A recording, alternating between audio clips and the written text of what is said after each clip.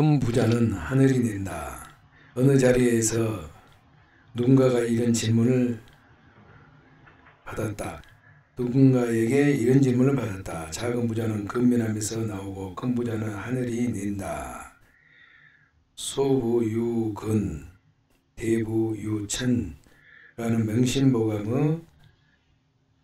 명심보감의 글귀가 있는데 동의하시는 이 의견을 듣고 싶습니다. 그 질문에 나는 동의한다고 말했다. 하지만 그 동의는 덧붙인 말이 좀 더 있다. 만약 그 질문의 의미 속에 그럼 부자는 정해져 있는가?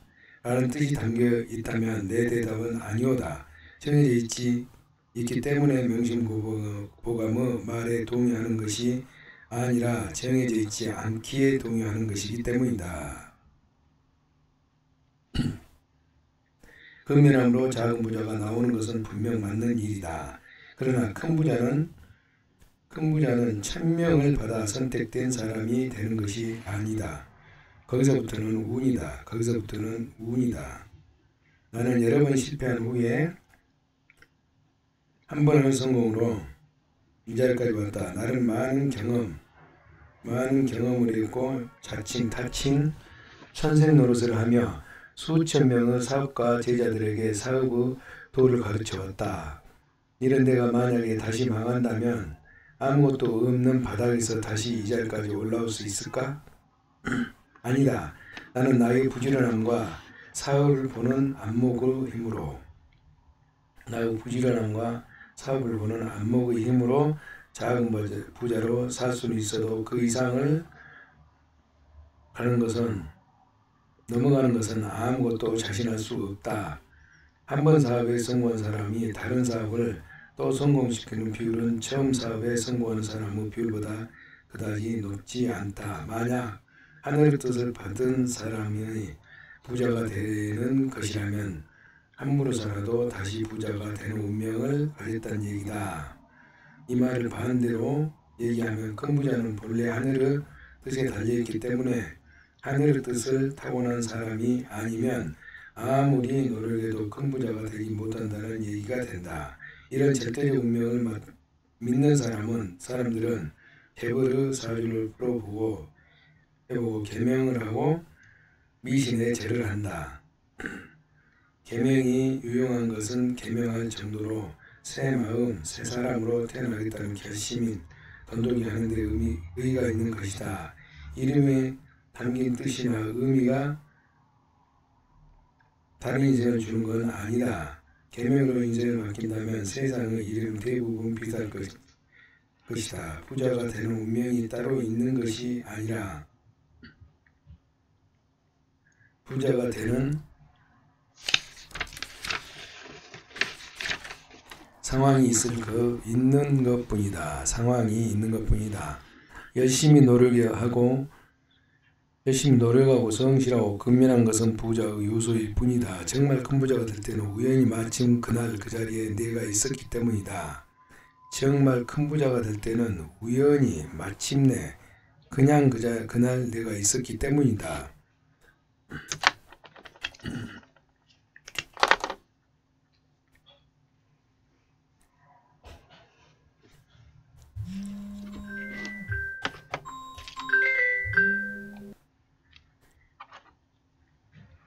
내가 사업에 성공한 것은 역시 운이다. 이 사업이 시작되고 확장되는 시기에 내가 그 도시에 있었기 때문에 그래서 이것이 실력이 아니고 운이라고 말하는 것이다. 만약 실력이라면 나는 언제고 어느 도시에 다시 성공할 수 있는 대단한 사람이란 뜻이다. 하지만 나는 그런 사람이 못 된다. 내가 다른 사람보다 대단한 것은 딱 한 가지다. 그것이 운이라는 것을 알고 있다는 점이다.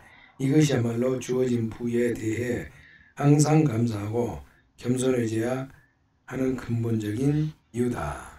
창업을 꿈꾸는 젊은이는 작은 회사로 가라. 자본이 없거나 아이디어가 없어도 창업할 수 있는 방법이 있다. 창업은 가장 부자가 되기 쉬운 방법이자 가장 어려운 방법이다. 누구든지 창업을 할 수 있지만 성공하는 비율은 아주 낮다. 창업과 회사의 3분의 1은 5년 이상 살아남는다. 그리고 창업 실패를 줄이고 자본을 모으면서 경영교육을 받을 수 있는 곳이 중소기업이다. 대기업은 금융학과사 하나의 부속품처럼 한정된 업무만 다루게 된다. 만약 당신이 반드시 창업을 하겠다고 마음먹인 청년이라면 자신을 앞으로 하고 싶은 직종의 작은 회사를 선택해 들어가기 바란다. 직원이 3명 내외로 직책은 있어도 업무 영역이 구분되지 않을 정도로 작은 회사도 좋다. 회사가 성장하면 성장한 대로 온갖 것을 배울 수 있고 실패하면 사장님이 망하는 것이다. 관심이 IT든 유통이든 제조든 작은 회사에 들어가면 무엇이든지 하게 된다. 급여를 받으면서 사업 공부를 하는 셈이다. 더구나 작은 회사이니 이런저런 모든 일이 돌아가는 것을 보고 배울 수 있다. 내 일처럼 열심히 일하면 나이가 어려도 승진도 빠르고 회사가 잘 성장하면 곧바로 관리자가 되어 오히려 대기업보다 좋은 대우를 받기도 하고 일에 대한 성취감도 충분히 느낄 수 있다. 높은 급여와 좋은 복지를 원하면 당장 대기업에 들어가는 게 좋겠지만 대신 평생 급여 생활로자로 살아야 한다. 돈이 한 푼도 없는 청년도 몇 년 안에 커피숍 매장을 가질 수 있는 비법을 소개하겠다. 동네 커피숍 중에 장사가 잘 되는 매장에 들어간다. 그런 매장에 항상 알바나 직원을 구한다. 취직이 되고 나면 일을 배우자마자 맹렬한 기세로 사장님을 대신할 정도로 열심히 일해라. 마치 자신이 주인 된 것처럼 시키지 않은 일까지 눈치껏 다 알아서 한다. 고객들이 자신을 보러 오게 할 정도로 일에 애착을 가진다. 결국 매니저 자리를 꿰찬다. 이제 사장님을 내보낼 작전을 짠다. 매니저가 되어 매출도 올리고 직원 관리도 잘하면서 매장 사장님이 필요 없는 상황을 만든다. 그럼 사장님은 두 가지 행동을 할 것이다. 어떤 사장은 놀러 다닐 것으로 어떤 사장은 매장을 하나 더 오픈하려 할 것이다. 이 순간부터 당신이 결정권을 가진 사장과 다름없는 사람이 된다. 사장은 당신이 회사를 그만둘까봐 겁이 날 것이다. 더 이상 실내 골프장에 다니지 못한다. 이후 매장을 운영할 사람이 없기 때문이다. 협박을 하라는 말이 아니다. 어찌면 매장 하나를 분납으로 인수할 수도 있다는 의미다. 당신의 열정과 능력을 담보로 사장님과 동업자가 될 수 있는 기회가 생기는 것이다. 이렇게 급여를 받으면서 일과 사업을 배울 수 있다. 또한 자신이 일을 잘한다는 것을 알면 혼자서도 언제든 창업이 가능해진다. 그동안 모아놓은 돈과 경험을 창업의 어려움을 없애줄 것이기 때문에 나는 다시 태어나도 창업을 할 것이다. 지금 다시 망해도 창업을 할 것이다. 아들들이 창업한다면서 기뻐할 것이다. 실패해도 다시 응원할 것이다. 창업을 통한 성공만이 흙수저로 자수성가하는 가장 빠른 길이고 유일한 길이기 때문이다. 내가 나를 고용해서 내 마음대로 나에게 마음껏 임금을 주고 싶다. 나는 대기업에 들어가 인정받는 대가로 인생을 넘기고 싶은 생각이 추호도 없다. 나를 인정해주고 내 인생을 나에게 주고 싶다. 나는 도전을 좋아하고 자유적으로 일하고 싶고 내 창의적인 아이디어가 구현되는 모습을 보고 싶다. 젊은 창업가들은 작은 회사로 들어가서 그 회사를 키우는 경험을 하고 나서 30대에 창업해도 늦지 않다. 20대는 회사에서 공부하고 30대엔 창업하고 40대는 번성하고 50대는 후배에게 양보하고 60대는 일에서 떠나 삶을 즐기면 그것이 최고의 인생이다. 능구와 공부. 나는 내가 무엇을 바꾸고 싶거나 깊은 염원이 있으면 100일을 계속하는 버릇이 있다. 내가 100일 동안 그 행동을 했다는 것을 바꿀 수 있다는 뜻이고 절박하게 노력했다는 뜻이다. 원하는 것을 100번씩 100일 동안 써보는 그것을 나에게 증명해내는 시간이다. 중용에 나오는 능구라는 단어의 구는 지속을 의미한다. 구체적인 기간은 3개월을 뜻한다. 3개월만 무엇이든 꾸준히 하면 본질이 바뀐다는 공자의 가르침. 또 도울 선생을 통해 듣게 된 이 교훈으로 3개월 혹은 100일을 꾸준히 하는 개념이 아주 오래된 가르침임을 알게 됐다. 공부는 중국어로 꽁후우 발음하며 영어로는 to study로 번역되지만 사실 뭐뭐 단련을 일컫는 말이다. 나는 능구와 공부 즉 지속적으로 3개월간 내 몸을 단련시키는 일을 해내는 사람은 무엇이든 바꿔나갈 수 있다. 무엇이든 바꿔나갈 수 있다고 믿는다. 삶에서 가장 중요한 것 중 하나가 실천의 지속이기 때문이다. 무엇이 되었든 바꾸고 개선하고 싶은 게 있다면 3개월만 지속하기를 권한다. 반드시 다이어트에 성공하고 싶다면 저녁 5시 이후에 먹지 않겠다고 생각하고 3개월 동안 실행해 보자. 담배를 끊고 싶으면 3개월을 참고 가슴 근육을 키우고 싶다 싶으면 3개월만 팔굽혀펴기를 하자. 주식을 배우고 싶거든 3개월 동안 관련 유튜브 영상 수백 개를 모조리 뒤져보고 관련 서적을 독파해보자. 그것이든 무엇이든 전문가 수준으로 되고 싶다면 3개월을 죽어라펴보자. 3개월이면 몸도 마음도 생각도 바꾸기에 가장 좋은 시간이다. 삶을 개선하고 바꾸어 나가려면 이런 실체적 노력을 일정 기간 동안 하는 것이 가장 좋다. 이 과정으로 습관이 생긴다. 건강 전도사로 불리는 아놀드 홈은 벌써 수년간 100일의 약속이라는 주제로 일반인의 건강 습관을 바꾸는 일을 하고 있다. 100일만 운동을 가르치고 독려하면 그들의 인생이 바뀐다는 믿음이다.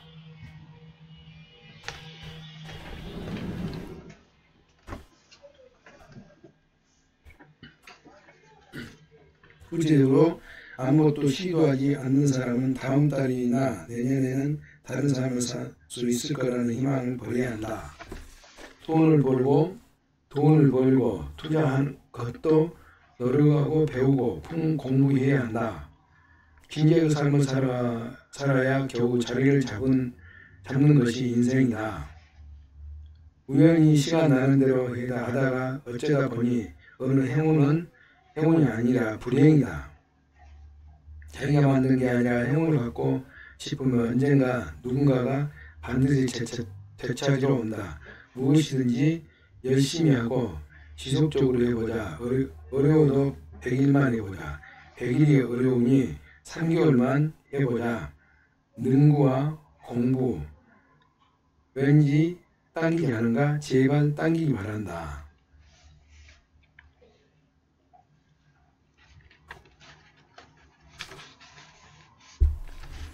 아직도 한 사업은 끝도 없이 많다. 사업은 하고 싶은데 막상 하려면 한 사업이 없다는 사람들이 있다. 나는 내 수첩에 메모해놓은 사업거리가 수십여 개이다. 이 중 거의 대부분이 자본이 그다지 많이 필요하지 않는 것이다. 평소에 내가 불편하다고 생각하거나 생활에서 개선이 필요하다고 생각하는 것들이 모두 사업거리가 되므로 할 사업이 없다는 말은 사실이 아니다. 이 세상에 필요한 사업은 이미 모두 있는 것 같겠지만 내 생각은 반대다. 아직 없는 것이 더 많다. 이 세상에 필요한 사업은 이미 모두 있는 것 같겠지만 내 생각은 반대다. 아직 없는 것이 더 많다. 설은 있으면 또 어떤가 기존의 사업가들이 잘하지 못하는 것도 사업거리이고 이미 다른 사업가가 실패한 사업도 기가 막힌 새 사업거리가 거릴 수 있다. 내가 메모해놓은 신규 사업들은 이런 것들이다. 공개하는 이유는 내가 어떻게 새 사업을 아이템을 찾는지 보여주기 위해서다. 언젠가 일본에서 태평양이 보이는 조사 시 일본에서 태평양이 보이는 조지시라는 도시를 후배들과 다녀온 적이 있다. 아침마다 해변가에 산책하는데 바다에 떠밀려온 나무들이 여기저기 보였다. 나는 평소에 나무 테이블을 만드는 취미가 있는데 바닷물에 쩔어서 단단해진 그 나무들이 그렇게 탐이 났다. 아마 세상 어딘가에 태풍에 뽑혀진 나무들이 태평양을 돌다가 이곳 바닷가로 흘려왔을 것이다. 재주 많은 목공이라면 저런 나무들로 멋진 가구를 만들 수 있다. 이 기구 브랜드 이름은 너는 어디서 만드냐로 정했다. 이 기구 어느 바닷가에서 자란 나무가 가구가 되어 있는 스토리를 담아봤다. 이 기구 어느 바닷가에서 나무가 가구가 되었다는 스토리를 담아봤다. 해변에 널브러진 나무 조각을 청소하니 스토리와 재생, 환경보호, 현대산업, 윤리화도 그 울리는 가구 회사가 나올 수 있다고 생각했다. 요즘은 남자들도 화장을 곧잘 한다. 남성 화장품 전문 매장도 가능해 보인다. 여자가 많은 샵에서 물건 고르는 것을 힘들어하는 남자들도 많고 남성용품 종류도 제법 많아졌기 때문이다. 그런 아이디어를 직접 해볼 생각도 있으나 그냥 버릇처럼 구상해보는 경우가 더 많다. 평소 산업에 빈틈이 보이거나 불편한 것들이 적어놨다가 실제로 구현해보기도 한다. 그중 하나가 플라워숍이다. 미국은 특별한 날이 아니어도 일상적으로 꽃을 많이 산다. 슈퍼마켓 제일 앞쪽에 꽃이 그하다. 선물용이 아닌 장보다와 달리 포장도 없이 한 송이 한 다발씩 카트에 넣는다. 그런데 한국에 가면 꽃집이 잘 보이지 않는다. 시내에는 지하 구석에 전국 꽃배달 사인을 붙여놓고 주인이 꽃다발을 만들 때나 냉장고 뒤에서 가둬둔 생화를 꺼내 쓰고 있다. 매장 앞으로는 죽지도 팔리지도 않은 나무들이 오랜 화분 위에 올려져 있다. 꽃 한두 송이나 한 다발을 사려고 하면 얼마짜리 해드릴까요? 라는 질문에 답해야 한다.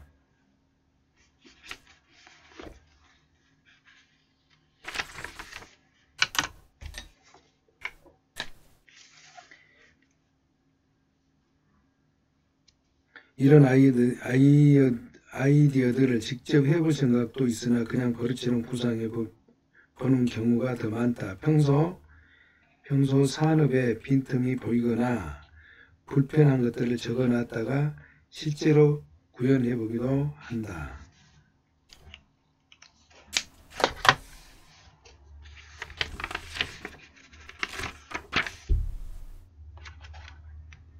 나는 호텔에 묵은 때에도 가끔 꽃을 사다 놓는데 한국에서 어느 꽃 한 송이를 사기가 영 불편했다. 조사를 해보니 한국의 꽃시장 경조사 시장 중심으로 되어 있었다. 꽃소비의 80%가 경조사 시장에 팔려나가고 개인 소비 시장은 20%도 채 안됐다. 그나마 나처럼 즉흥적으로 꽃을 사는 인구의 1.5%도 안되는 것이다. 미국과 완전히 반대였다. 미국은 80%가 개인 소비 시장이다. 결국 한국에는 꽃 매장을 오픈해보기도 했다. 정말 한국 사람들은 꽃을 안 사는지 아니면 유통시장이 잘못하고 있는지 궁금했다. 매장을 구성하려면 모든 관점을 소비자 입장에서 접근하기로 했다.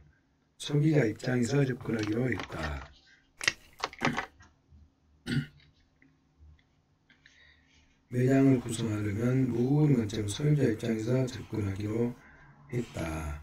소비자가 꽃을 만지고 싶으면 만질 수 있게 냉장고를 오픈 상태로 만들고 냉장고로 오픈 상품을 만들고 가격을 붙이고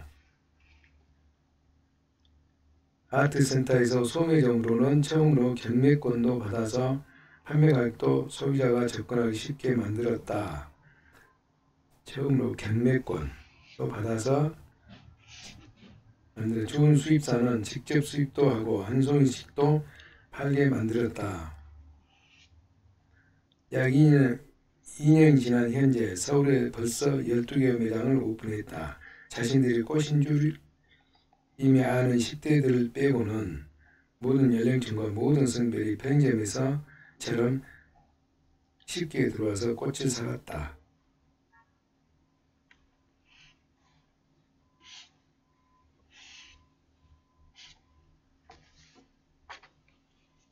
한국인들은 꽃을 싫어하는 것이 아니라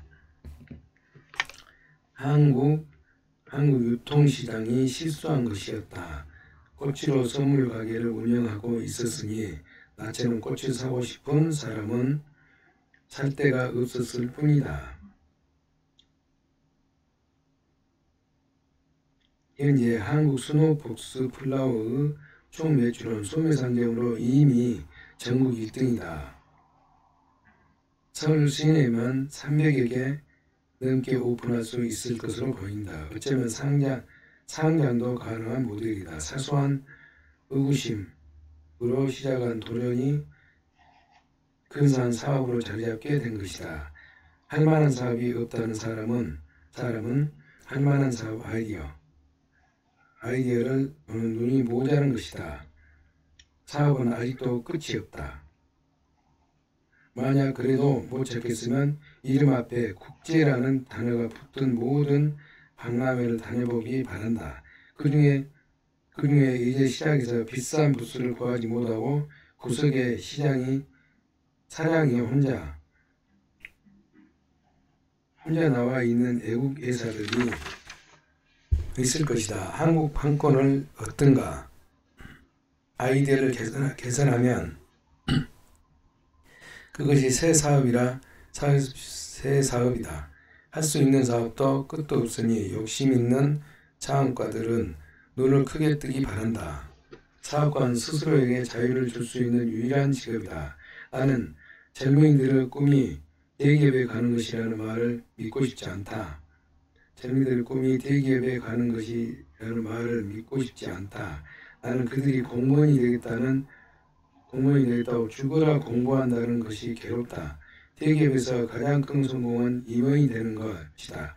대기업 임원이 급여생활자의 별이라 하자. 한국경영자 총협회의 조사에 따르면 별이 딸 확률은 0.7%다. 1000명 중에 7명만이 임원이 된다.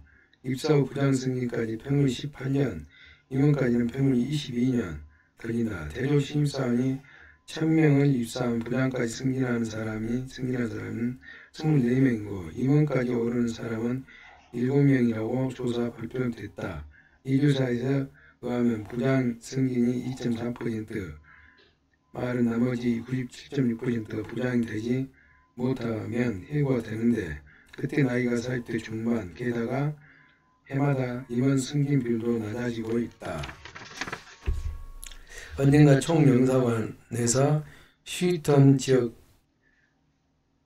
지상사 대표들은 지역 지상사 초대했다. 대부분 한국 정유산업 관련 자회사 사장들로 한국 본사에서 발령받은 임원들이었다. 놀랍게도 이들은 수조 원짜리 프로젝트를 아무렇지 않게 말하면서도 사적인 이야기를 할 때면 퇴사 후 어떻게 살 것인지 대해 한결같이 걱정했다. 결국 임원이 돼도 급여생활자에 불과하다. 임기를 마치면 한국에 자리가 있을지 걱정이 태산이라고 퇴직하면 자동차와 아이들 학비는 어떻게 해야 할지 고민이 많았다. 수천억 원은 그들의 돈이 아니었다. 나는 대기업에 들어가려는 청년들이 이 사실을 전혀 모를 것이라고 밖에 생각할 수 없다. 만약 이런 사실을 안다면 어떻게 성공 확률이 0.7%에 도전하고 그나마 50세에 은퇴를 해서 자격증, 학비 걱정, 이는 인생을 올인하겠는가. 최고 지성과 최고 교육을 받는 사람들이 잠을 쪼개가며 공부해서 정말 이런 취직을 원하는 것이 이해가 어렵다. 대기업은 더 이상 꿈의 직장이 아니다. 꿈을 뺏는 직장이다. 정말 평생 자신이 시간을 팔아서 돈을 벌며 살고 싶은가? 사실 평생이란 말도 맞지 않다. 나이 50 전에 명퇴 요구를 받을 것이고 그때 이후로는 더 이상 그 시간을 살 사람이 아무도 없다. 아직 수십 년을 더 살아야 하는데 그 나이에 무엇을 새로 시작하겠다는 말인가? 이것이 정말 당신 인생이 목표인가? 왜 당신은 당신 스스로 자본가나 사업가가 되겠다는 생각을 하지 않은가? 실패가 무서운가? 임원이 될 확률보다 사업의 성공 확률이 42배나 높다. 창업 자금이 없어서라면 이 세상 모든 창업자들은 태어날 때부터 자본을 갖고 태어났다는 말인가? 창업은 원래 돈이 없이 적게 시작하는 것이다. 성공 확률이 10%만 있어도 도전하는 것이 기업가의 창업 정신이다. 90%는 망한다는 두려움을 망설여지는가? 그렇다면 별이 되어도 나이 50이면 은퇴 요구받는 자리에 오를 확률이 0.7%라는 걸 다시 상기시켜야 할까?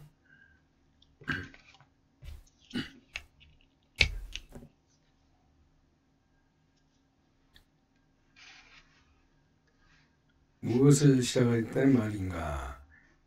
이것이 정말 당신 인생의 이거인가? 왜 당신은 당신 스스로 자본가나 사업가가 되겠다는 생각을 하지 않은가? 실패가 무서운가? 임원이 될 확률보다 사업을 성공할 확률이 42배나 높다. 창업 자금이 없어서라면 이 세상 모든 창업자들은 태어날 때부터 자본가를 갖고 태어났다는 말인가? 창업은 원래 돈이 없이 적게 시작하는 것이다. 성공 확률은 10%만 있어도 도전하는 것이 기업가의 창업 정신이 90% 망한다는 두려움에 망설여지는가? 그렇다면 별이 되어도 나이 50이면 은퇴를 요구받는 자리에 오를 확률은 0.7%라는 걸 다시 상기시켜야 할까? 정말 평생 자신의 시간을 팔아서 돈을 벌며 살고 싶은가? 사실 평생이란 것도 아니다. 나이 50 전에 요구를 받을 것이고 그때 이후로는 더 이상 그 시간을 살 사람도 아무도 없다. 대기업에 들어가는 청년들이 사실 전혀 모를 것이라고 밖에 생각할 수 없다. 만약 이런 사실을 안다면 어떻게 성공 확률이 0.7%도 안 되고 그나마 50세 은퇴를 해서 차걱정, 학비 걱정하는 인생이 오르나겠는가? 최고 지성과 최고 교육을 받은 사람들이 잠을 쪼개가며 공부해서 정말 이런 취직을 원한 것인지 이해가 어렵다. 대기업 이상 꿈의 직장이 아니다. 대기업은 꿈을 빼앗는 직장이다.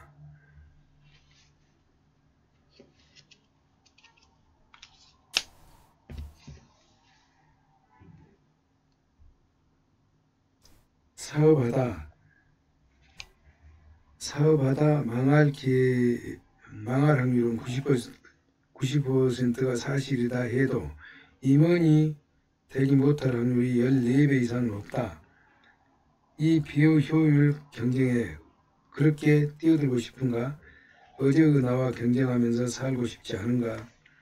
내 삶은 주체가 내가 되고 싶지 않단 말인가? 이미 직장에서 다니고 있어도 직업이 의사이거나 변호사여도 상관없다. 기회가 생기면 무조건 창업하라. 의사도 의사 자격증을 가진 경영자를 꿈꿔라. 변호사 자격증을 가진 경영자를 꿈꿔라.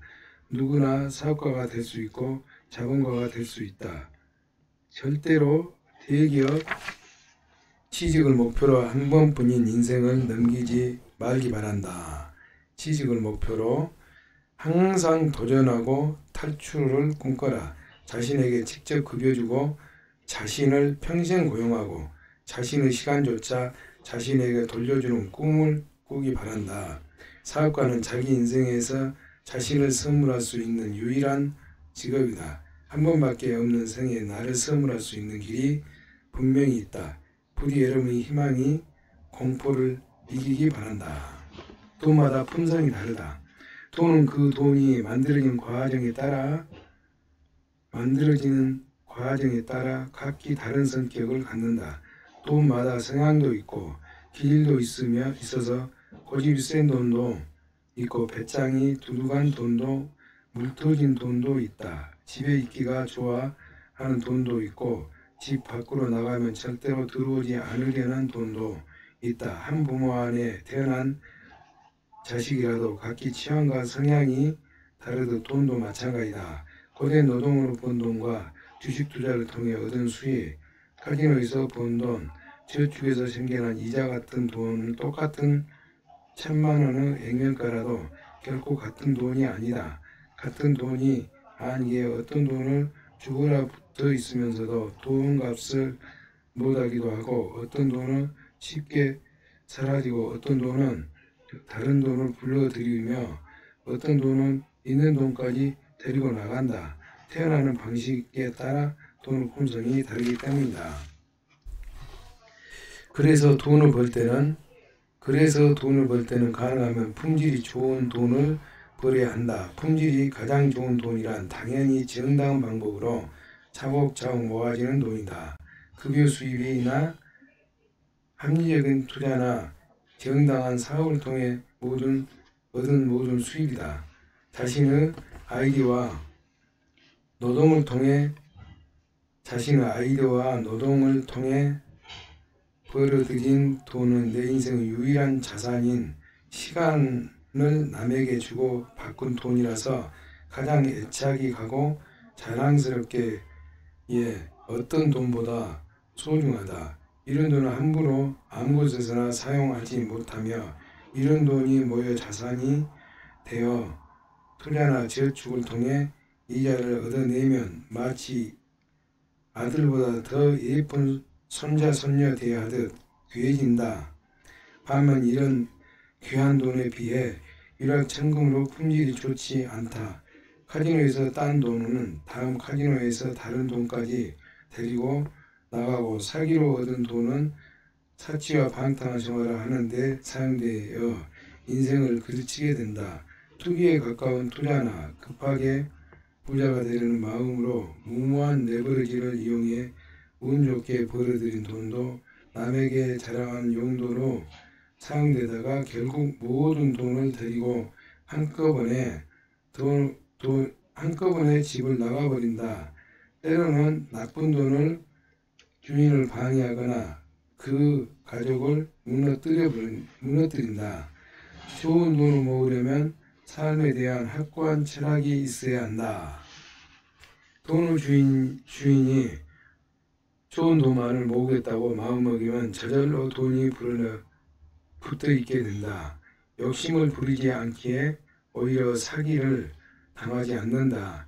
행동이 반대돼서 허풍스러운 곳에서 술값으로 돈을 벌이지도 않는다. 불로소득을 바라지 않기에 어디 가서 망신을 당하는 일도 없고 꽁돈을 기대하지 않기에 비굴하지도 않아도 된다. 더불어 이런 사람에겐 기회도 더 생기고 행운도 많아진다. 품성이 좋은 자산이 많이 몰려와 가족을 해치지 않고 뭉치게 만든다. 서로 행운처럼 생긴 자산도 이미 좋은 품성을 가진 돈 사이에 섞이면서 좋은 성품을 지닌 돈으로 되어간다. 각기 다른 환경에서 자란 젊은이들이 사관학교에 들어가 그 학교 교육과 학풍을 배워가며 하나의 가치와 규범으로 동료가 되어 장도로 태어난 것과 같다. 이렇듯 친구를 사귀듯 돈도 가려 모아야 한다. 그렇게 모으는 돈은 많으면 많을수록 좋다. 견고하게 당신과 당신 가족을 지키려면 흩어지지 않을 것이다. 그리고 오랫동안 남아 당신의 인생을 지켜주며 부자로 존중받는 삶을 누리게 해줄 수 있을 것이다. 맨하탄에 비가 내리던 어느 여름날이었다. 저녁 식사를 끝내고 34분가에 있는 100년도 넘는 유물 같은 메이시 백화점에 가족과 함께 들렸다. 백화점 정문 바닥에 이 회사의 역사를 적어놓은 동판이 하나 놓여 있었다. 얼마나 많은 자본과 재화 그리고 부자들이 이 문을 거쳐서 저 동판을 밟고 지나갔을지 상상해봤다. 그런데 그때 40세 정도 되어 보이는 그 어린이 동판 앞에 앉더니 구슬비를 그대로 맞으며 지나가는 사람들의 동정을 구하기 시작했다. 도움을 구하는 종이에 쓰인 글을 보니 제법 교육을 받았던 사람인가 싶었다. 이미 늦은 밤인데 저녁까지 못했나 싶은 마음에 주머니에 있는 얼마 안 되는 현금을 구글통 안에 넣어주고 다시 처마 밑으로 돌아와 서 있었다. 몇몇 사람이 주머니 안에서 동전을 꺼내 던져주고 이후 너그러운 인도에다가 제법 큰 단위의 종이돈을 건네주었다. 그제야 그런 저녁값이 마련되었는지 일어서서 몇 안 되는 점을 챙기기 시작했다. 마지막으로 컵 안을 살피던 그는 여러 사람이 준 동전들 사이에 동전 몇 개를 골라내더니 길바닥에 버렸다. 그리고 도움을 청하는 문구가 적힌 종이판이 비에 젖을까봐 걱정이 되었는지 변양과 등짝 사이에 끼고 사라져버렸다. 그가 사라진 자리엔 3펜이 약 11원가 버려져 있었다. 이후에도 많은 사람들이 동판이를 받고 지나갔지만 아무도 펜이 따위에 관심을 두지 않았다. 나는 비를 맞으면서 몇 걸음을 걸어 젖은 3펜이를 손톱으로 집어 손에 담았다. 사실 미국에서 3펜이로 살 수 있는 것은 아무것도 없다. 그러나 작은 돈을 함부로 하는 사람은 결코 큰 돈을 다루지 못한다는 것을 알기에 보석을 줍도 소중히 주었다. 그제야 흑을 끝낸 아내와 아들이 펜이 2만 개도 넘게 지불한 운동화 2켤레를 사들고 나왔다. 나는 오른손 바지 주머니에 넣은 동전 3개를 만지작거리며 이 동전들은 돈의 씨앗이다. 중얼거리며 두 사람 뒤를 따라 걸어 집으로 돌아왔다.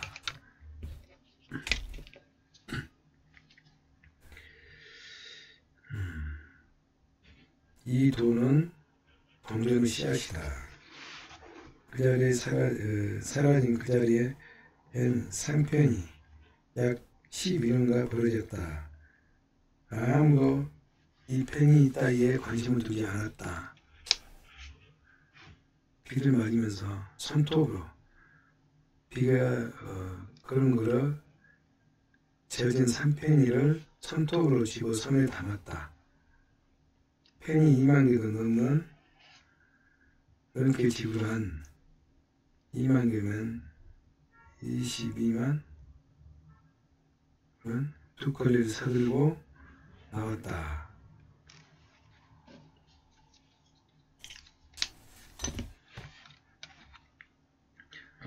사람들이 잘 모르는 사실이 있다. 작은 돈이 사람을 부자로 만들고 큰 돈이 사람을 가난하게 만든다는 사실이다. 작은 돈이 사람을 부자로 만들고 큰 돈이 사람을 가난하게 만든다는 사실. 어쩌면 그 맨하탄의 거지는 10년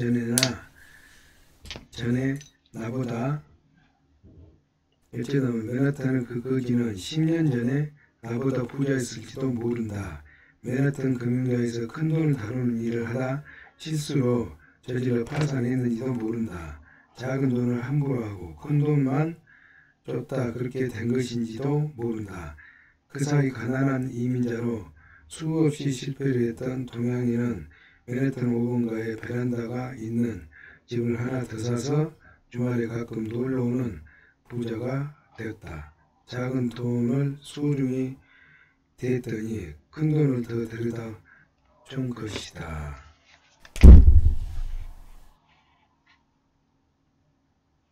가난한 이민자로 수없이 실패를 했던 동양인은 맨하탄 5번가의 베란다가 있는 집 하나를 다 사서 주말에 가끔 놀러오는 부자가 되었다. 작은 돈을 소중히 대했더니 큰 돈을 다 데려온 것이다.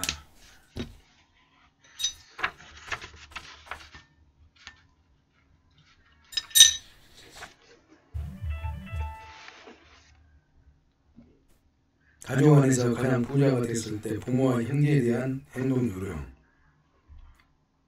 형제 자매 중에 누구 하나가 부자가 되면 아무도 부자가 되지 못하는 것보다 낫다고 생각하지만 가족들 사이에 의외로 여러 문제가 발생할 수 있다. 국가도 빈부 차이가 벌어지면 사회 안전망이 무너지고 긴장이 고조된다. 가족 사이에도 빈부 차이가 벌어지면 불화와 서운함과 비난이 난무하게 된다.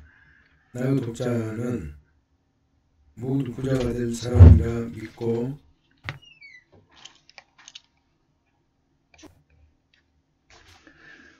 지금부터 여러분이 부자가 되었을 때 부모와 형제에게 어떻게 처신해야 할지를 미리 알리고자 한다. 돈을 버는 규모와 결혼 유무에 따라 조금씩 변화가 있지만 내경으로 유추해 실수했던 것과 잘한 것들을 수정해서 기록했다. 상황 1. 재산 규모가 10억 원 안쪽일 때 이때까지는 하지 말아야 할 일은 다음과 같다. 형제들 창업 자금을 빌려주는 일, 부모님 집이나 차를 바꿔주는 일. 해야 할 일은 다음과 같다. 부모님을 모시는 올케언이나 형수님에게 명품 가방 사주기, 조카들의 대학 유학할 때 노트북 사주기, 가족 단체 식사값 혼자서 내기, 부모님께 일정한 생활비를 정기적으로 드리기. 이런 정도라면 가난을 벗어나 막 부자가 된 경우다. 가족 내에 눈에 띄지 않게 고생하는 여자들이나 조카들을 챙기는 시기다. 가족 내에서도 은근히 질투와 시기가 일어날 수 있기에 고생하거나 소외받는 가족들을 챙겨줘야 한다. 무리하게 사업 자금이나 차를 바꿔주는 정도의 일은 아직 이르다. 자신의 자산이 뿌리를 내리기 전에는 목돈이 들어가는 일을 만들지 말고 부모님 생활비 외엔 어떤 비용도 정기적으로 만들면 안 된다. 부모님 생활비는 마치 급여처럼 정해진 날에 반드시 늦지 않게 자동으로 결제되게 만들어 놔야 한다. 부모들은 하루라도 늦으면 사업이 안 되는지 혹시 자신들이 뭘 잘못했는지 걱정을 만들어 드려서라도 될 것이다. 당신 같은 날 일정하게 보내고 사업이 커지면 조금씩 금액이 올려야 한다. 용어도 생활비가 아니라 투자 배당이라고 바꿔라. 생활비 주는 자식 눈치를 보시지 않게 해야 한다.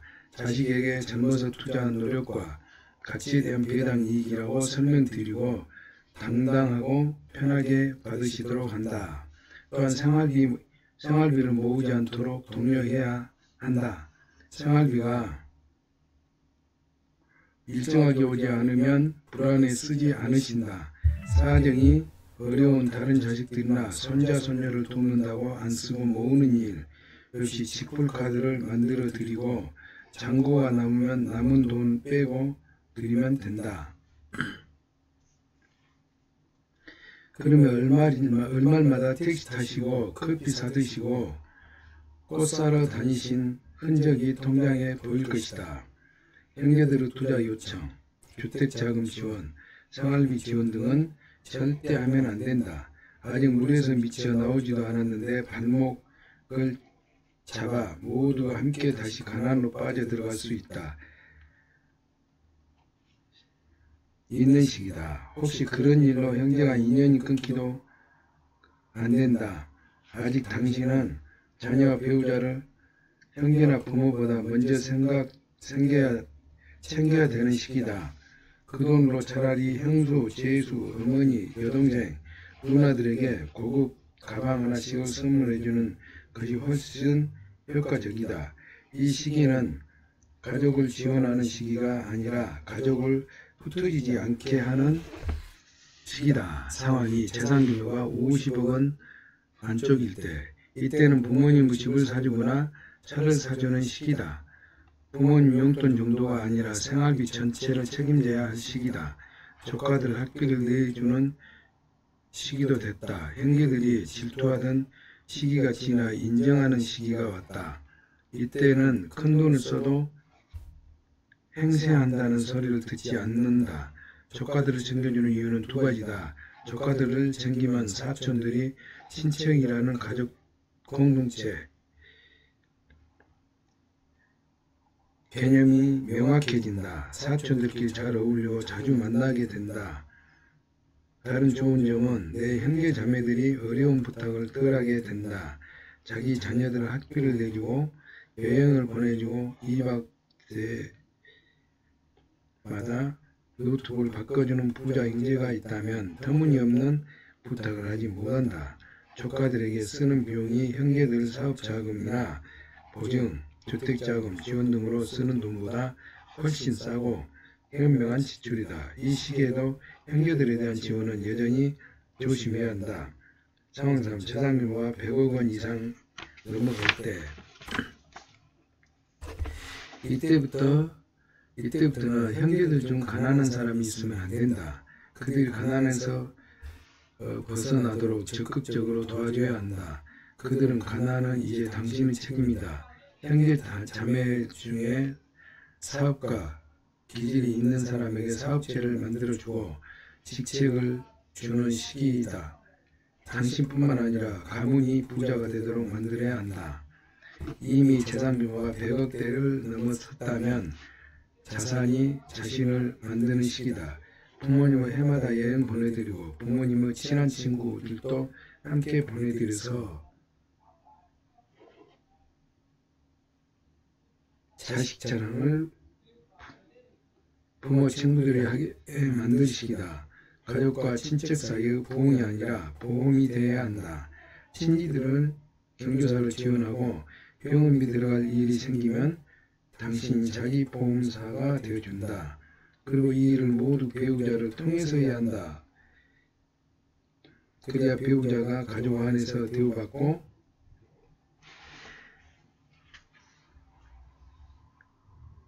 함께 보람을 느낀다. 실패할 권리.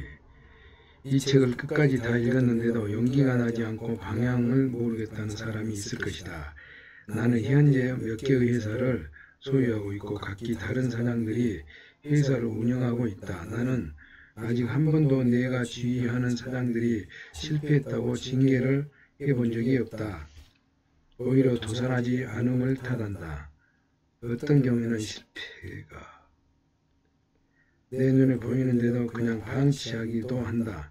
그 실패가 다음 실패를 막을 수 있거나 아니면 내가 실수를 하고 있을지도 모르기 때문이다. 나는 많은 실패를 경험했고 지금도 여전히 실패를 하며 산다. 이유는 여전히 도전하기 때문이다. 실패는 권리다. 특히 젊은이의 실패는 특권이 포함된 권리다. 우리 시대는 아무리 성공만을 종용하고 성과 없는 실패에 매정해도 이 세상에 실패 없는 성공이 도대체 몇 개나 된단 말인가. 한 번의 실패 없이 성공에 달리는 사람은 단 한 번의 실패로 모든 것을 이룰 수 있기에 실패가 녹아 들어가지 않는 성공은 아직 성공이 아니다. 콘크리트가 철근 없이 얼마를 버티겠는가. 부모들 또한 자녀들이 실패에 너그러워한다. 실패를 오히려 환영해야 한다. 많은 부모와 자신들은 실패했으나 자녀는 실패하지 않았으면 하는 마음을 갖는다. 그 이유는 실패 자체를 하지 못하도록 도전도 하지 못하게 막음으로써 결국 실패하게 만든다. 실패하는 자녀를 두었다는 것은 도전을 하는 자녀를 가졌다는 뜻이다. 창업을 말하는 취업을 부추기는 부모야말로 실패자다. 자신의 두려움을 자녀에게 돌려주는 것이다. 부모의 관용만 있어도 자녀들은 다시 도전하고 언젠가 성공할 수 있다. 청년들은 절대로 실패를 두려워하지 마라. 실패는 권리다.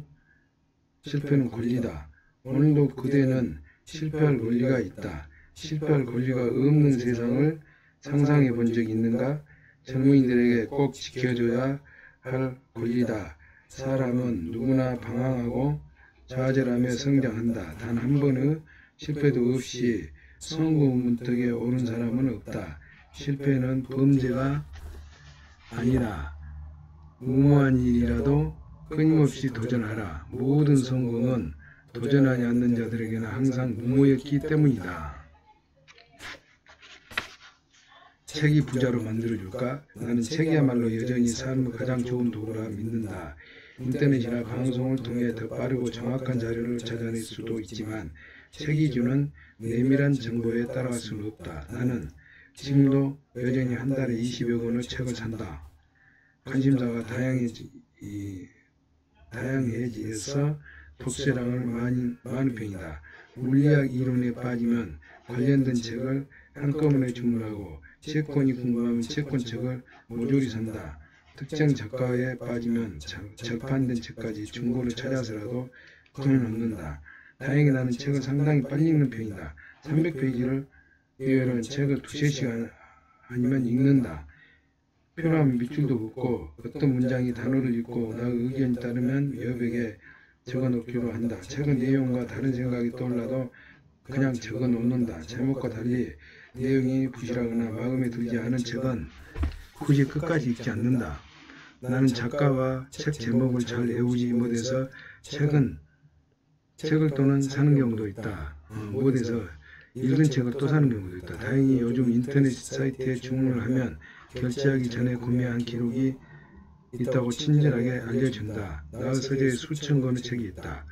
그런데 이 책이 나를 부자로 만들어줬을까? 아니다. 책은 당신을 부자로 만들지 못한다. 책을 해석하는 능력이 생기면 스스로 질문을 가지게 될 때 비로소 당신은 부자기를 만난다. 책을 해석하지 못할 때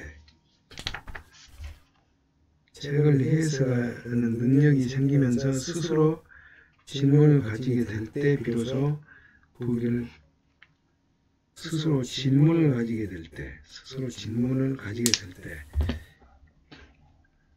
해석하는 능력이 생기면서 질문. 흔히 책 읽으면 저자에게 몰입되어 어디에 이런 대단한 생각이나 판단을 했을까 궁금해하며 아주 지적 포로가 된다. 책에 나오는 모든 그런 사실 너무 진리로 받아들이고 자기의 생각을 버린다. 그러나 아무리 유명한 저자나 그리 위대한 학자의 이론이라도 모두 옳을 수만은 없다. 성경도 오역에 빠진 부분이 있지 않은가?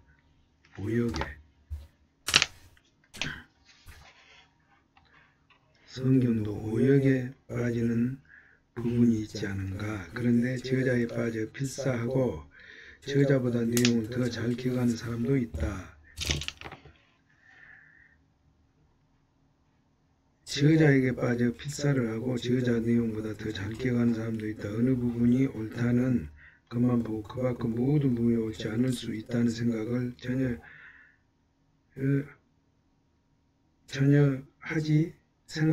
하지 않기에 생기는 일이다.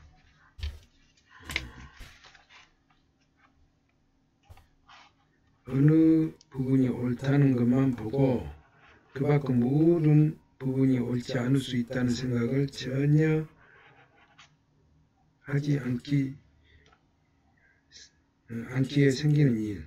그러면 어느 부분이 옳고 어느 부분이 틀린 것일까? 그것을 알려주는 책이 따로 있다. 책을 읽고 감화를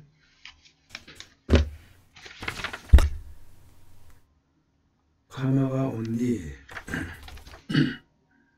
감화를 받은 뒤 정신의 무게가 얹어지면서 오히려 자신을 초라하게 느낀 사람이 있다.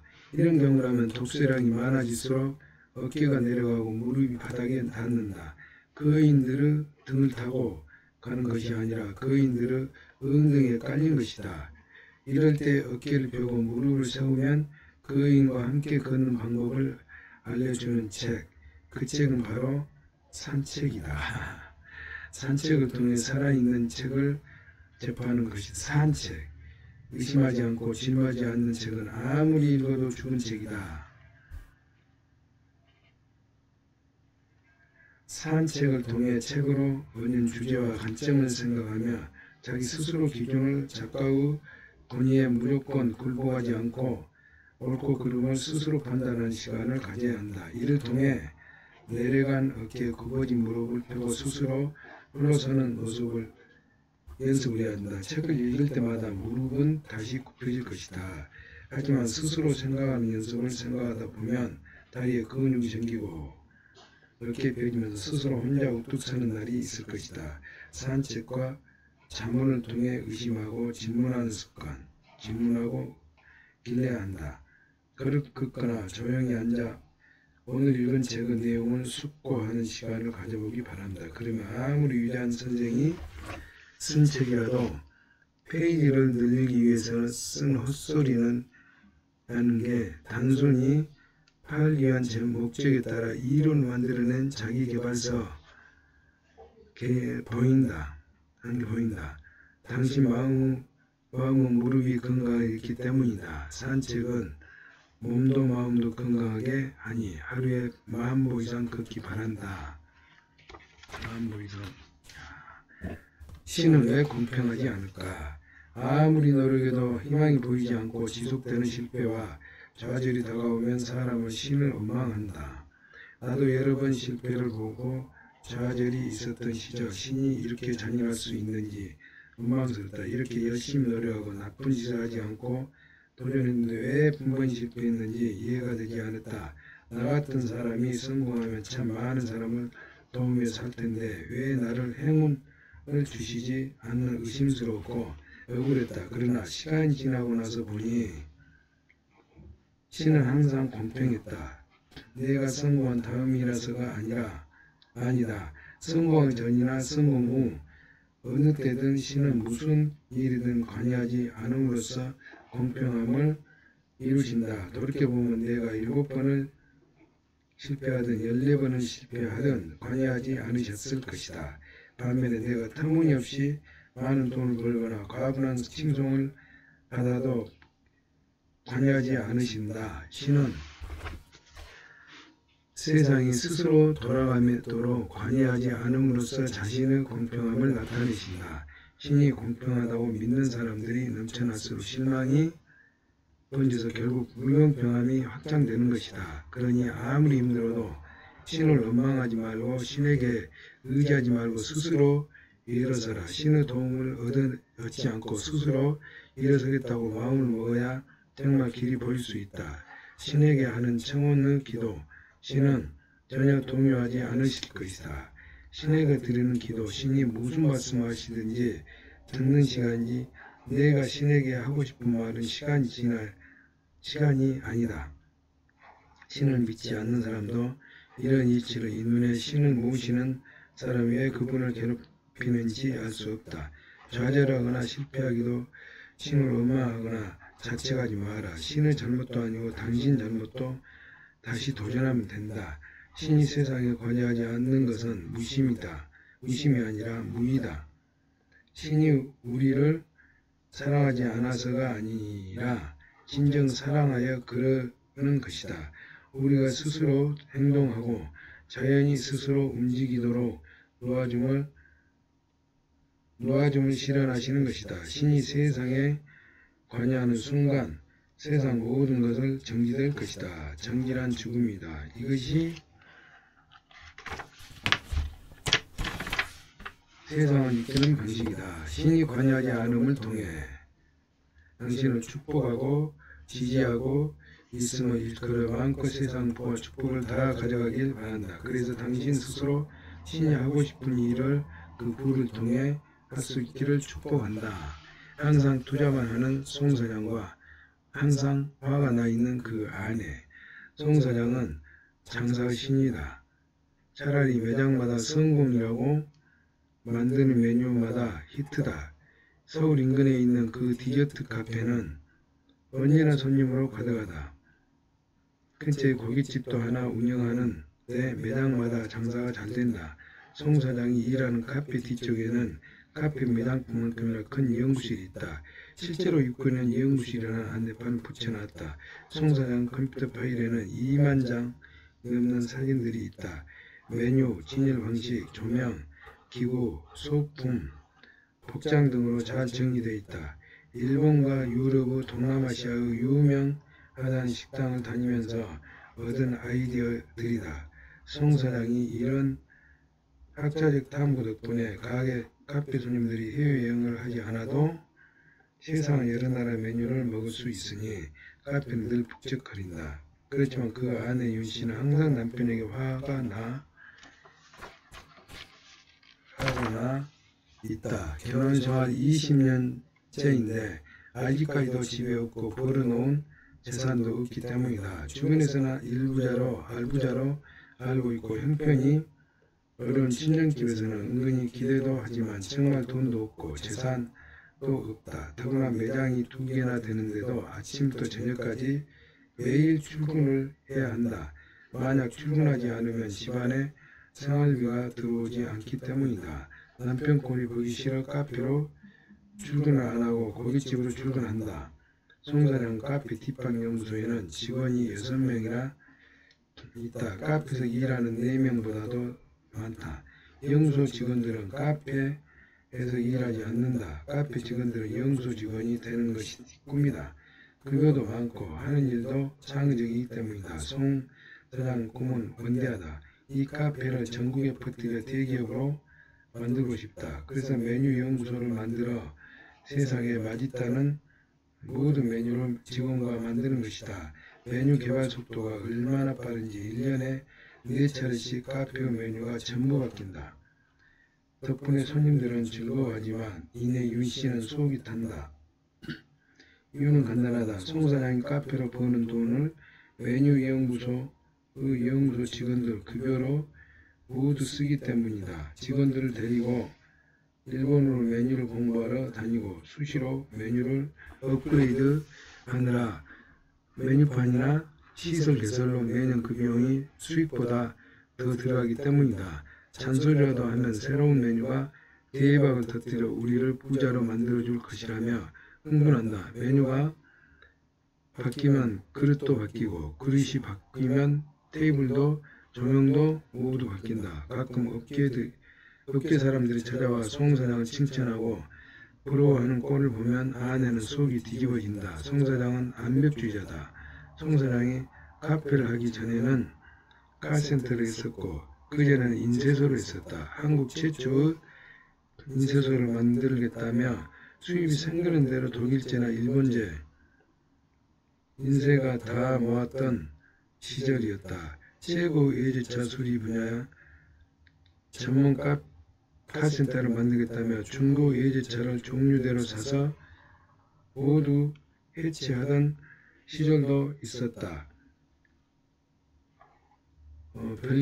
벌기도 잘하지만 버는 돈 모두 100% 사업에 재투자되니 아내 윤씨는 돈을 만져볼 기회가 없다. 지금도 연구소 아니면 한 달에 2천만 원도 더 벌겠지만 연구소 직원들 월급과 재료비 모두 날리고 있다.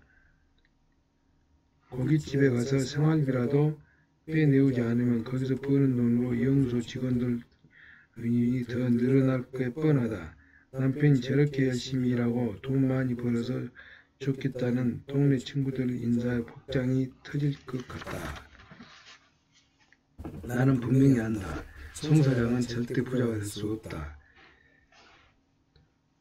송 사장은 카페나 고깃집이 더 잘되면 잘될수록 이내 윤씨 말대로 가게에 투자되고 직원들에게 투자된다는 돈이 많이 될 것이다. 송 사장의 죄목은 첫째, 무한투자제다.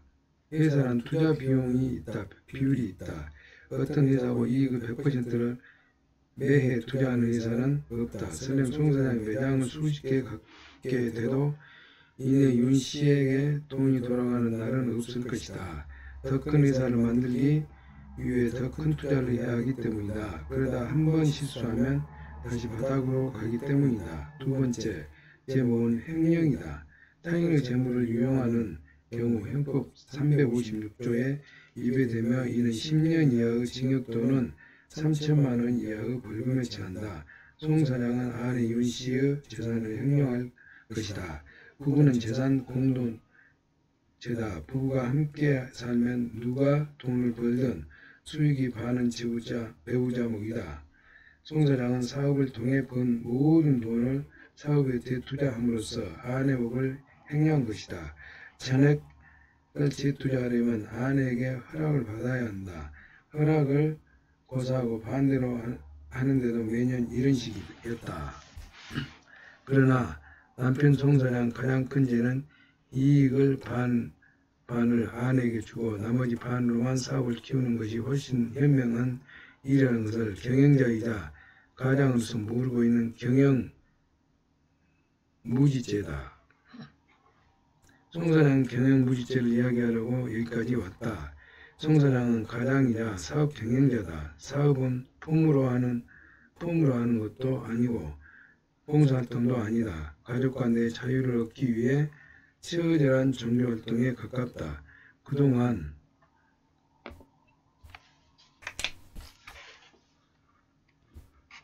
가족과 내 자유를 얻기 위한 처절한 종교활동에 가깝다. 그동안 사업을 하면서 이익을 반을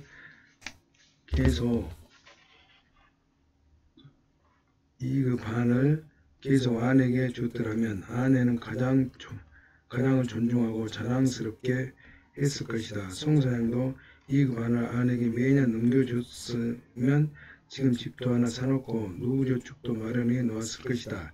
사업을 지금처럼 유지하고 크게 키우면서 그 정도 투자를 해야 하는 것 아니냐는 변명은 옳지 않다.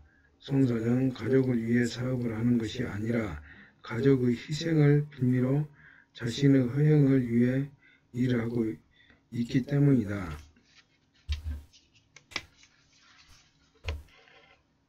송 사장은 가족을 위해 사업을 하는 것이 아니라 가족의 희생을 빌미로 자신의 허영을 위해 일을 하고 있기 때문이다.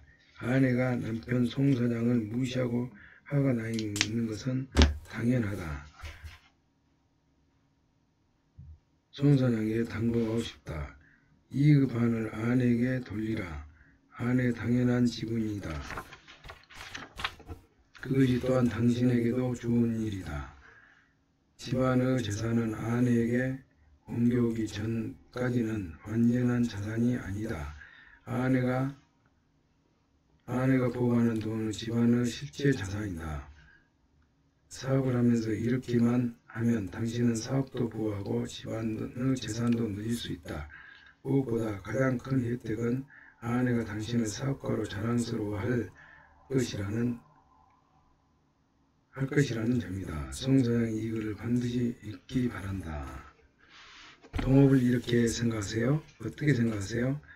투자를 받을 사람에게 말한다. 만약 당신이 다른 사람의 돈을 자기 돈보다 더 중요하게 생각할 수 있는 사람이라면 동업해도 된다.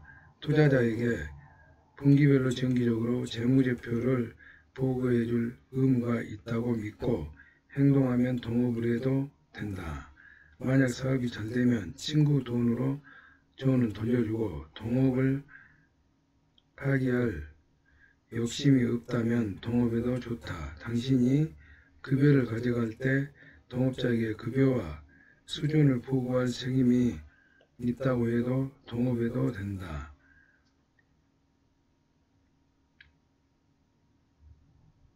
당신이 급여를 가져갈 때 동업자에게 급여의 수준을 보고할 책임이 있다고 믿으면 동업해도 된다. 세세한 자금 집행도 모두 기록하고 열람할 수 있도록 할 자신이 있으면 동업해도 된다. 투자를 한 사람에게 말한다.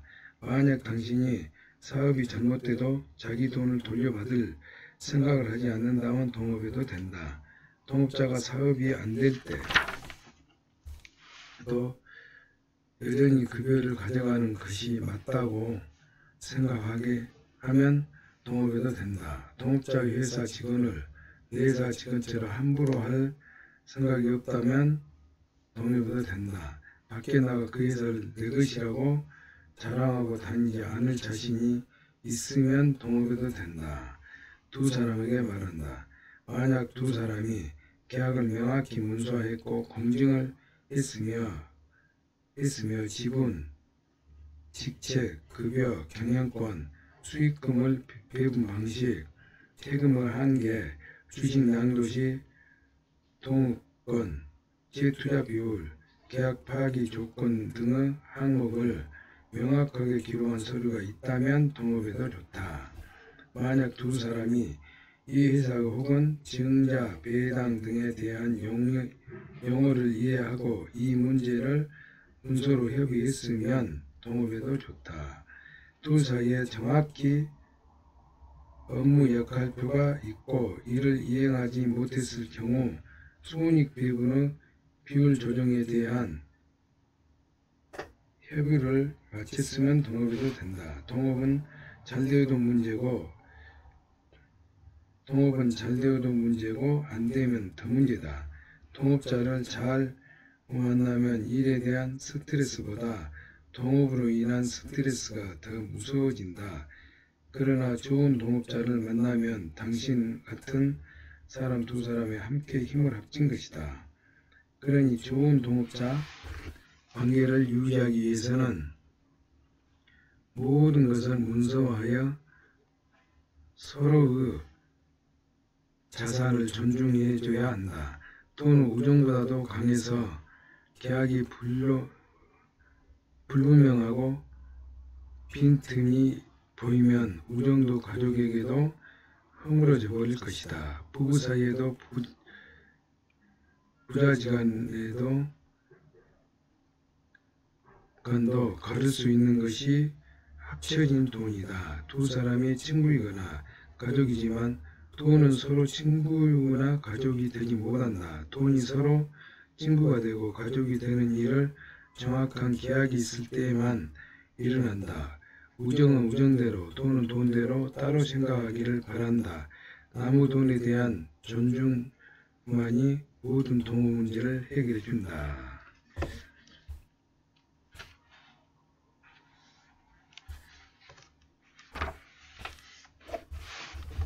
길을 모르겠으면 큰 길로 가라. 강남에는 마음에 드는 건물 하나 살 때 이야기다. 건물좀 60대의 남자였는데 절대 안 팔겠다는 매물을 팔겠다며 연락이 왔다. 절대 안 팔겠다던 매물을 팔겠다며 연락이 왔다. 그는 몇 채의 건물을 가지고 있었는데 그 중에 하나를 자식의 사업 자금으로 보태주기 위해 매각하려고 나온 자리였다. 그 당시만 해도 나는 부동산에 대해서는 달리 아는 것이 없었다. 거래를 마치고 난 후에 물었다. 부동산은 안목이 뛰어나신데 비법 한 가지만 가르쳐 주시죠. 잠시 침묵을 지키는 그가 내 질문이 진지하다고 생각했는지 정말 딱 한 가지만 이야기해주고 나갔다. 나는 지하철 입구에서 나오면 바로 보이는 건물만 삽니다. 오늘 임대나 매물 안내를 붙이면 오늘 연락 오는 곳 말입니다. 아들로만 아니면 평생 안 팔았을 겁니다. 김 선생도 오늘 연락받고 계약하시러 오신 것 아닙니까?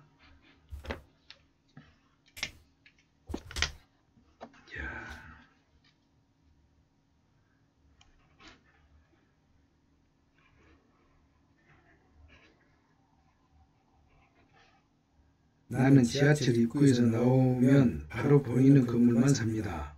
오늘 임대나 매물 안내를 붙이면 오늘 연락 오는 곳만 말입니다. 아들로만 아니면 평생 안 팔았을 겁니다. 김 선생도 오늘 연락받고 계약하러 오신 것 아닙니까? 이 양반의 기준이 나의 부동산 매입 기준이 됐다. 당연히 지하철역 앞에 있는 건물은 비싸다. 그러나 임대인과 임대인의 수준을 고를 수 있고 현금화가 쉽다는 비싼 것이 가장 눈에 싼 것이다. 가장 싼 것이다. 나는 지금도 건물을 살 때는 크기보다는 로케이션, 장소, 위치를 보고 이익률보다 로케이션을 보고 빌딩의 연도보다 로케이션을 본다.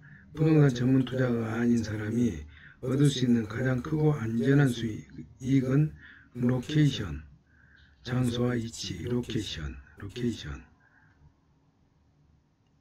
이라는 것을 알게 됐기 때문이다. 또한 내가 부동산에 대해 완벽한 자신이 생기면 이전에도 로케이션 중심으로 구매했을 때는 크게 실수한 일이 없었다. 다른 도시를 여행할 때 큰 길로 다니면 된다. 다른 도시로 여행할 때 큰 길로 다니면 된다. 분명 큰 길이 있는데도 지름길을 찾겠다고 새 길을 찾다 보면 막다른 골목에 다다르거나 다시 돌아가야 할 때가 많다. 자신의 방향 감각을 믿다가 완전히 길을 잃을 수도 있다. 특정 자산 영역에서 전문가가 아닌 다른 길을 잃지 않으려면 그 자산이 말하는 큰 길을 찾아가면 된다. 이것은 완벽하게 이해하지 못하는 시장에 투자할 경우 아주 유용한 팁이다. 나는 주식도 살 때도 해당 업체에서 대한 이해가 확실하지 않으면 언제나 1등을 고른다. 이후에 이해도가 높아지면 2등을 고르기도 한다.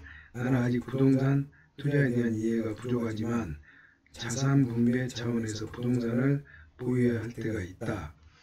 항상 큰 길에 있는 건물만 구매하는 것만으로 이미 훌륭한 투자를 하고 있다. 부자가 되지 못하는 사람들은 부자가 되지 못하는 생각을 가지고 있다. 부자가 되지 못한 사람들은 부자가 되지 못하는 생각을 가지고 있다. 서울 시내 부동산이 비싸다는 것은 다 안다. 그건 비싼 이유가 있어서 비싼 것이다. 그런데 비싸다고 서울로 출퇴근하는 가능한 인근 도시에 투자를 한다. 애플 주식이 최근 10여 년 사이에 30배가 올랐다. 애플 주식이 오르는 것은 그만한 이유가 있어서다. 그런데 애플 주식을 사는 것이 아니라 애플 테마주나 관련주를 산다. 요지에 작은 건물을 사면 되고 애플 주식을 좀 적게 사면 되는 것을 지름길 찾겠다고 달려가다가 막다른 골목에 다다르다가 실수를 하는 것이다.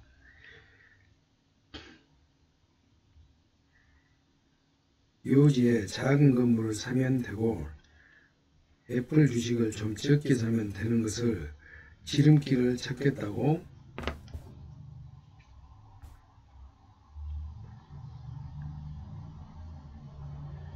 요지에 작은 건물을 사면 되고 애플 주식을 좀 적게 사면 되는 것을 지름길을 찾겠다고 달려가다 막다른 골목 다다르는 실수를 하는 것이다.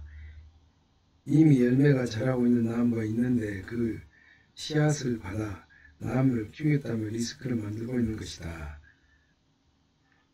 이미 열매가 자라고 있는 나무가 있는데 그 씨앗을 받아 나무를 키우겠다며 리스크를 만들고 있는 것이다. 두 가지 문제를 놓고 고민한다. 돈을 버는 것이 가장 중요한 것인가? 손실을 빼하는 것이 중요한 것인가의 묵직한 문제다. 수익과 손실을 회피하는 토끼를 잡으려 둘 다 놓치는 게 현실이다. 투자 세계에서 살아남은 사람은 홀인원을 한 사람이 아니라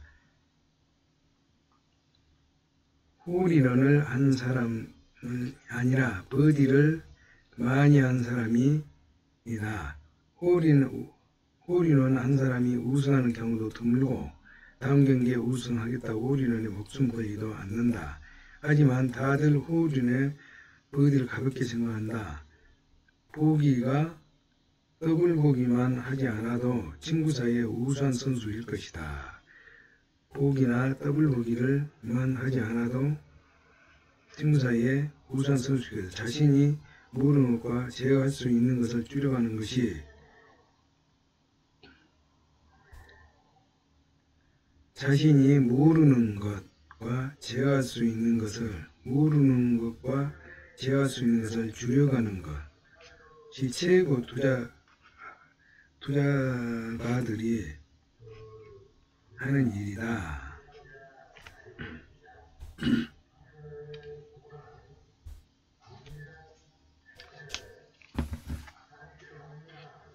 투자를 할 때는 항상 두 가지 문제를 두고 고민한다. 돈을 버는 것이 중요한가, 손실을 피하는 것이 중요한 것인가가 관문제다. 수익과 손실, 해피의 두 마리 토끼를 잡으려다 둘 다 놓치는 게 현실이다. 투자 세계에서 살아남은 사람들은 홀인원을 한 사람이 아니라 버디를 많이 한 사람이다. 홀인원 한 사람이 우승하는 경우도 드물고 다음 경기에 우승하겠다고 홀인원 목숨을 걸지도 않는다. 하지만 다들 홀인원에 관심을 갖고 버디를 가볍게 생각한다.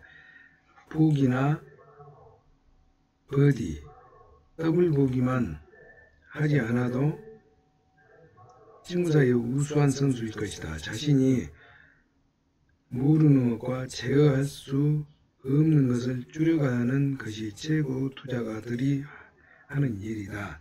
큰 길로만 다니면 평생 흥미로운 것도 못 보고 뒷골목 억잡골목이 생겨서 다들 떼돈을 벌 때 참여하지 못할 수 있다. 즉 리스크를 너무 줄이다 보면 평균 성장을 따라가지 못하는 실수를 할 수도 있다. 하지만 남들이 평균 이익보다 내 이익이 적다고 해서 빈털터리가 되지 않는다. 한번 발생하면 빈털터리가 될 실수는 절대 하지 마라.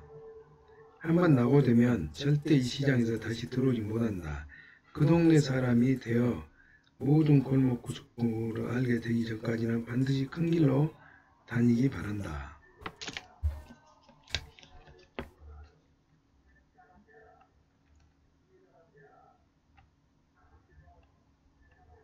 리스크를 너무 줄이다 보면 평균 성장을 따라가지 못하는 실수를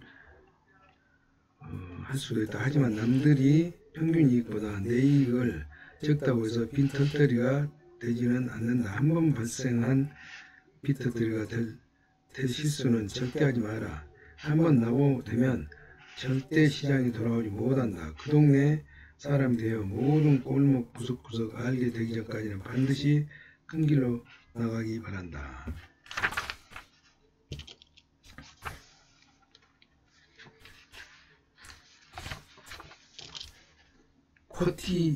쿼터 법칙. 2019년 봄에 나이 든 오랜 친구들과 함께 새 친구들을 몇몇이서 미국 대륙 자동차 횡단 여행을 한 적이 있다. 대형 SUV 트럭을 타고 로스앤젤레스에서 뉴욕까지 운전을 하고 갔다. 딱히 목적지를 둔 여행은 아니지만 그래도 내가 가고 싶은 곳 한 군데 있었다. 네브래스카 가주 오마하시에 있는 워런 버핏 자택이었다. 미국 최고 부자 중에 한 명이 나보다 작은 집에서 산다는 것이 믿기지 않아 실제로 한번 보고 싶었다. 버핏의 검소함과 소탈함 이미 많이 들어봤지만 실제 그런 집에 살고 있는지 확인해보고 싶었다. 집에 도착했을 때 워런 버핏은 아무런 보안시설도 경호원도 없는 집에서 방금 직접 차를 몰고 출근했다는 것을 알게 되었다. 62년 전 30만 1,500달러를 구매한 자택에서 아직도 살고 있었다. 솔직히 버핏의 투자 실적을 보면 집을 사지 않은 이유를 알만도 하다. 그 집은 2020년 현재 시세로 85만 4천 달러, 그 돈도 투자에 넣었다면 136억 달러가 됐을 것이다. 110조의 자산을 가진 버핏은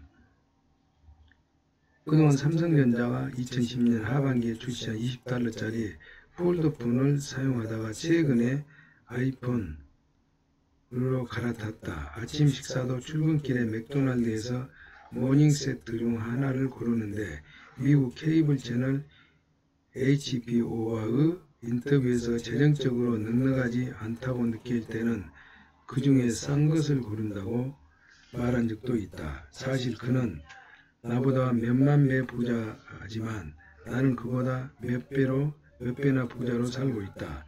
우리 집은 그 집보다 몇 배는 비싸고 더 이상 맥도날드 같은 데서 아침을 먹지 않은 지 한참 됐다. 사실 버피고 검소함을 존중하고 존경한다.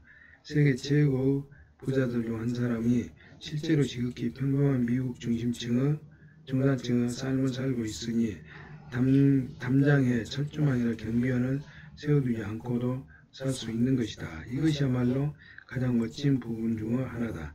다른 부자들이 가장 좋은 곳에서 울타리를 치고 자기들만의 영역의 보안 카메라와 경비원의 도움을 받으며 살아가는 것에 비하면 버피의 유리함을 비교할 수가 없다. 하지만 존경한다고 따라하고 싶은 생각은 전혀 없다. 나 역시 대단한 사치라 하는 것은 아니지만 다른 기준을 갖고 있기 때문이다. 나 이것을 쿼터 법칙이라고 부른다. 쿼터는 영어로 4분의 1을 뜻한다.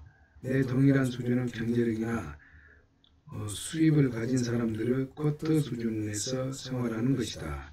10만 달러를 벌며 2만 5천 달러 수입을 가진 사람처럼 살고 100만 달러를 벌며 25만 달러 그 수입을 가진 사람처럼 살고 1000만 달러를 벌며 250만 달러 수입을 가진 사람처럼 사는 것이다. 쿼터 법칙은 검소함과 사치 사이에서 기준을 만들어준다. 이 기준을 만든 이유는 매년 내 자산이 늘어나는 것이 확실하지 않은 상황에서 경제적 문제가 생겨났을 때 수입이 없이 3년은 살 수 있다는 위기 극복을 위해서다. 또 다른 이슈는 수입이 늘어난 부분에 대한 보상을 스스로에게 부여하고 싶기 때문이다. 버핏 같은 극단적 절제보다는 노력에 대한 보상 체계를 좀 더 명확히 하고 싶기 때문이다. 우리 가족은 홀푸드에서 유기농 제품을 구매하고 식료품을 구매하면서 가격을 신경 쓰지 않게 된 지 오래됐다. 마음껏 꽃을 사고 레저용, 가족용, 출근용, 야외용 차를 가지고 있다. 세상에서 가장 비싼 호텔에 묵고 비즈니스석이나 1등석으로 여행을 다닌다. 그러나 여전히 쿼터 법칙 아래서 생활한다. 내년에 수입이 줄어든다면 줄어든 쿼터 법칙에 따라 일반석을 타고 다니거나 소비를 줄일 것이다. 스스로 보상과 제한을 두는 것이다. 나는 가난을 경험한 자수성가형 사업가다. 나와 동일한 수준으로 수입을 얻는 부자들과 나란히 생활하려면 나의 부가 더 오랜 검증을 거쳐야 한다고 믿는다. 내가 만약 그들처럼 제트 비행기를 사고 더 큰 저택에 살고 싶으면 그보다 4배를 더 벌면 된다. 그것이 뒤늦게 이민자로 자수성가한 부자가 할 수 있는 최대의 사치라고 생각한다. 동양 철학에서 음과 양의 이치에 맞게 대할 때 그 온전함이 나타난다고 가르친다. 집, 옷, 자동차 등과 같이 눈에 보이는 것은 양이다. 언어, 태도, 음식 같은 것은 의미다. 그래서 사업가나 자산가에게 오히려 적당한 풍미가 드러날 만한 사치가 필요하다. 단 사치의 경계를 넘지 않는 옷차림, 깨끗한 자동차, 잘 정리된 집은 사업가의 신용을 높여주고 고운 언어, 단정한 태도, 정갈한 음식을 취하면 성품이 올라간다. 부자의 품격이 나타나는 지점이다. 부자가 되어도 버핏을 따라 할 생각이 없다면 나를 따라 쿼터 법칙의 실천을 보기도 바란다. 가장 안전하게 즐길 수 있는 부자의 길이다.